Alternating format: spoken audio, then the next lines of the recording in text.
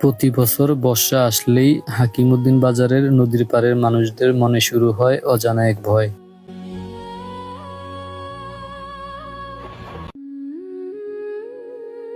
কখন ভেঙে যাবে ঘর, কখন হারিয়ে যাবে বছরের পর বছরে গড়া স্বপ্ন, তার কোনোই নিশ্চয়তা নেই।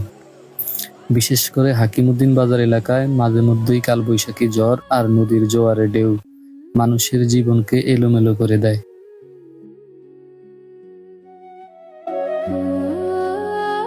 ঢেউয়ের পরে ঢেউ এসে ভেঙে দেয় দোকানপাট, ক্ষতিগ্রস্ত হয় ব্যবসা প্রতিষ্ঠান, হারিয়ে যায় মানুষের কষ্টের সম্বল। 2 বছর আগেও এমন একটি বিষয় আমার সামনে ঘটেছিল।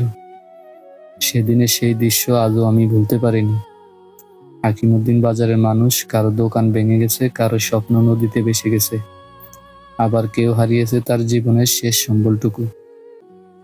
আজ সেই পুরনো ভিডিওটি আবার আপনাদের মাঝে শেয়ার করা হলো, শুধু ভাইরালের জন্য নয়, মানুষকে সচেতন করার জন্য, যেন সবাই আগে থেকেই সতর্ক হয়, প্রয়োজনে নিরাপদ স্থানে সরে যায়।